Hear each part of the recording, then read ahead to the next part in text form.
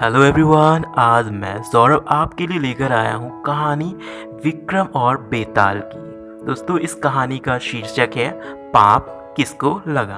तो आइए सुनते हैं। काशी में प्रताप मुकुट नाम का राजा राज्य करता था। उसके वज्र मुकुट नाम का एक बेटा था और एक दिन राजकुमार दीवान के लड़के को साथ लेकर शिकार खेलने के लिए जंगल गया।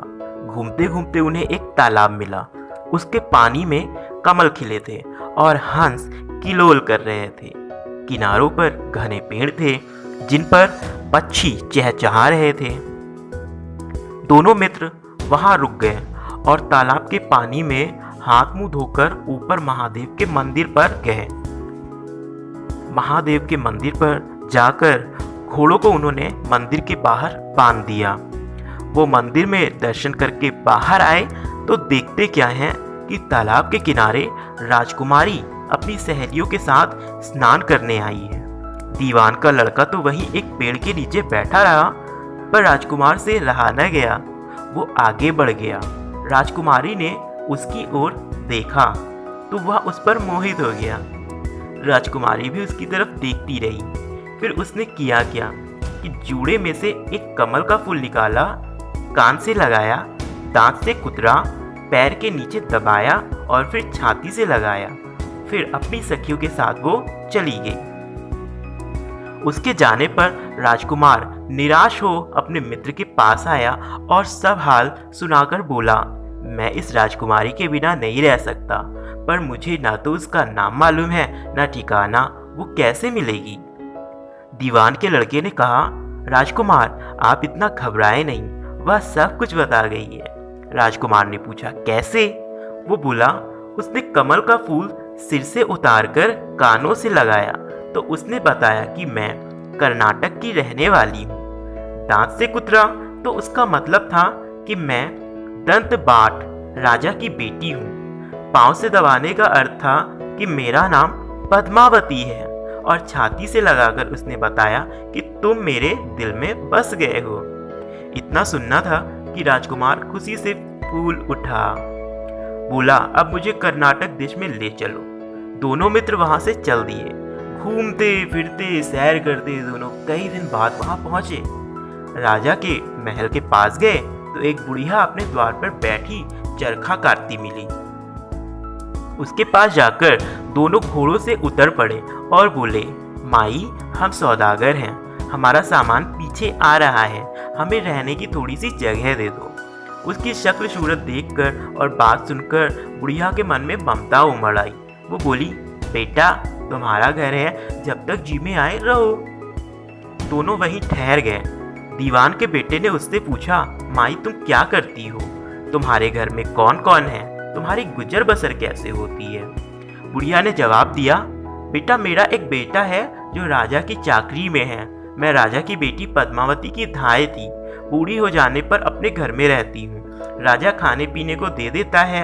दिन में एक बार राजकुमारी को देखने महल में जाती हूँ। राजकुमार ने बुढ़िया को कुछ धन दिया और बोला, माई, कल तुम वहां जाओ तो राजकुमारी से कह देना कि जेठ सुदी पंचमी को तुम्हें तालाब पर जो राजकुमार मिला था वो आ गया है। अगले दिन जब बुढ़िया राजमहल गई तो उसने राजकुमार का संदेशा उसे दे दिया। सुनते ही राजकुमारी ने गुस्सा होकर हाथों में चंदन लगाकर उसके गाल पर तमाचा मारा और कहा, मेरे घर से निकल जा। बुढ़िया ने घर आकर सब हाल राजकुमार को कह सुनाया। राजकुमार हक्का बक्का रह गया। तब उसके मित्र ने कहा, राजकुमार आप घबराए नहीं, उनकी बातों को समझें। उसने देशों उंगलियां सफेद चंदन में मारी हैं, उसने 10 उंगलियां सफेद चंदन में मारी हैं। इससे उसका मतलब है कि अभी 10 रोज चांदनी के हैं। उसके बीतने पर मैं अंधेरी रात में मिलूंगी। 10 दिन के बाद बुढ़िया ने फिर राजकुमारी को खबर दी तो इस बार उसने केसर के रंग में 3 उंगलियां डुबोकर उसके मुंह पर मारी और बोला, भाग यहाँ से। बुढ़िया ने आकर सारी बात सुना दी। राजकुमार शोक से व्याकुल हो गया। दीवान के लड़के ने समझाया, इसमें हैरान होने की क्या बात है। उसने कहा कि मुझे प्रॉब्लम है और 3 दिन रुक जाओ। 3 दिन बीतने पर बुढ़िया फिर वहां पहुंची। इस बार राजकुमारी ने उसे फटकार कर पश्चिम की खिड़की से बाहर निकाल दिया। उसने आकर राजकुमार को बता दिया। सुनकर दीवान का लड़का बोला, मित्र, उसने आज रात को तुम्हें उस खिड़की की राह पर बुलाया है। मारे खुशी के राजकुमार उछल पड़ा। समय आने पर उसने बुढ़िया की पोशाक पहनी, इत्र लगाया, हथियार बांधे। दोपहर रात बीतने पर वह महल के अंदर जा पहुंचा और खिड़की में से होकर अंदर पहुंच गया।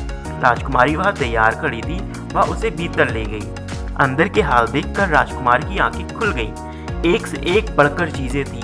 रात भर राजकुमारी के साथ रहा। जैसे ही दिन निकलने को आया, राजकुमारी ने राजकुमार को छिपा दिया और रात होने पर फिर बाहर निकाल लिया। इस तरह कई दिन बीत गए। अचानक एक दिन राजकुमार को अपने मित्र की याद आई। उसे चिंता हुई कि पता नहीं उसका क्या हुआ होगा।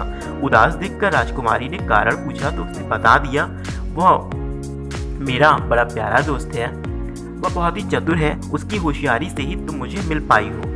राजकुमारी ने कहा, मैं उसके लिए बढ़िया बढ़िया भोजन बनवाती हूँ, तुम उसे खिलाकर तसल्ली देकर लौट आना। खाना साथ में लेकर राजकुमार अपने मित्र के पास पहुंचा। वो महीने भर से मिले नहीं थे। राजकुमार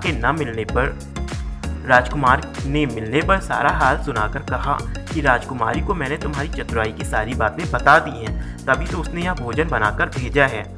दीवान का लड़का सोच में पड़ गया। उसने कहा, यह तुमने अच्छा नहीं किया। राजकुमारी समझ गई है कि जब तक मैं हूँ वह तुम्हें अपने बस में नहीं रख सकती, इसलिए उसने इस खाने में जहर मिलाकर भेजा है। यह कहकर दीवान के लड़के ने थाली में से एक लड्डू उठाकर कुत्ते के आगे डाल दिया। खाते ही कुत्ता मर गया। राजकुमार को बहुत बुरा लगा। उसने कहा, ऐसी स्त्री से भगवान बचाए, अब मैं उसके पास नहीं जाऊंगा। दीवान का बेटा बोला, नहीं, अब ऐसा उपाय करना चाहिए कि जिससे हम उसे घर ले चलें। आज रात को तुम वहां जाओ, जब राजकुमारी सो जाए तो उसकी बाईं जांघ पर त्रिशूल का निशान बनाकर उसके गहने लेकर चले आना। राजकुमार ने ऐसा ही किया। उसके आने पर दीवान का बेटा उसे साथ ले योगी का भेष बना मरघट में जा बैठा और राजकुमार से कहा कि तुम ये गहने लेकर बाजार में बेच आओ। कोई पकड़े तो कह देना कि मेरे गुरु के पास चलो और उसे यहाँ ले आना। राजकुमार गहने लेकर शहर गया और महल के पास एक सुनार को उनको दिखाया। देखते ही सुनार ने उन्हें पहचान लिया और कोतवाल के पास लेकर गया। कोतवाल ने पूछा तो उसने कह दिया कि ये मेरे गुरु ने मुझे दिए हैं। गुरु को भी पकड़वा लिया गया। सब राजा के सामने पहुंचे। राजा ने पूछा, योगी महाराज, ये गहने आपको कहाँ से मिले? योगी बने दीवान के बेटे ने कहा, महाराज, मैं मसान में काली चौदस को डाकिनी मंत्र सिद्ध कर रहा था कि डाकिनी आई। मैंने उसके गहने उतार लिए और उसकी बाईं जांघ में त्रिशूल का निशान बना दिया। इतना सुनकर राजा महल में गया। उसने रानी से कहा कि पद्मावती की बाईं जांघ पर देखो कि त्रिशूल का निशान तो नहीं है। रानी ने देखा तो था। राजा को बहुत बड़ा दुख पहुंचा। बाहर आकर वह योगी को एक ओर ले जाकर बोला, महाराज, धर्मशास्त्र में खोटी स्त्रियों के लिए क्या दंड है? योगी ने जवाब दिया, राजन, ब्राह्मण, गऊ, स्त्री, लड़का और अपने आश्रय में रहने वाले से कोई खोटा काम हो जाए तो उसे देश निकाला दे देना चाहिए। यह सुनकर राजा ने पद्मावती को डोली में बिठाकर जंगल में छुड़वा दिया। राजकुमार और दीवान का बेटा तो ताक में बैठे ही थे। राजकुमारी को अकेली पाकर साथ ले अपने नगर में लौट आए और आनंद से रहने लगे। इतनी बात सुनाकर बेताल बोला, राजन, यह बताओ कि पाप किसको लगा? राजा ने बोला, पाप तो राजा को लगा। दीवान के बेटे ने अपने स्वामी का काम किया। कोतवाल ने राजा को कहना माना और राजकुमार ने अपना मनोरथ सिद्ध किया। राजा ने पाप किया जो बिना विचारे उसे देश निकाला दे दिया। इतना कहना ही था राजा का कि बेताल फिर उसी पेड़ पर जा लटका। राजा वापस गया और बेताल को लेकर चल दिया। बेताल बोला, राजन, सुनो, एक और कहानी सुनाता